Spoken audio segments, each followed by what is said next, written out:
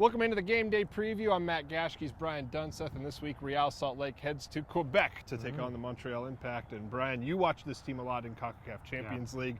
What kind of things does this team bring, and how different is it in MLS versus what they did in Champions League? Well, it's extremely different. This is a team that in CONCACAF Champions League absorbed defensively, then looked to attack, spring out in the break with guys like Dilly Duca, Dominic Oduro, Jack McInerney coming off the bench. But you got to change your style when you're in Major League Soccer. And right now, I think with injury concerns and still trying to identify what their formation really does look like, how do you get the best out of a guy like Piatti, Romero, and Duca sitting underneath whichever striker you go with? What's that identity look like, and how can you be consistent over the course of 90 minutes? It was a disappointing result in the final of CONCACAF Champions League in the way they gave up goals to Club America. What does that layover look like, and psychologically, how does this team come back?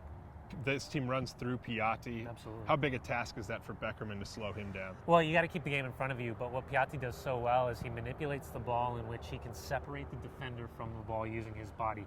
For RSL fans, think Javier Morales, think Diego Valeri, but he wants to get forward, he wants to combine. He's got this technique, this ability where he takes that clean first touch, and whether it's a flick in, he spins himself out, or he looks to combine and play. This guy's a game changer, and it's one of the reasons why you could see in CONCACAF Champions League why the Montreal Impact waited so long to get him from San Lorenzo as they went on and won Copa America. And when you look at their defensive side of the ball, RSL's got opportunities to score against this team. How do they break down Montreal, and where are those opportunities going to come? Well, for me, I go back to that second 45 minutes in the second leg against Club America.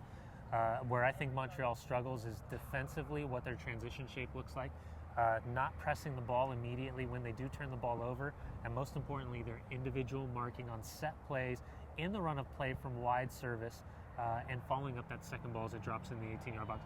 If RSL can continue to stay proactive in the final third like they've been over the past two games, they're going to give themselves a great opportunity to score a lot of goals in Montreal. RSL unbeaten in their last three. What have you liked about what you've seen out of those three games in their progress, particularly with a different look in the formation? Yeah, I would say the mentality first and foremost. Secondly, the shape. And listen, for RSL fans, a lot of the talk this year was 4-3-3. Then it was about the diamond. Well, this is, if we're going to put numbers to it, it's a 4-1-3-2. Kyle's going to sit a little bit deeper, protect that back line.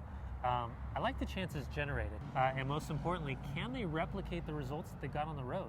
A great result in Portland, in San Jose, in Kansas City, now coming off a 3-point win at the Chicago Fire. You take away the 10 players missing in that 4-0 loss on the road in New England to a great New England Revolution side.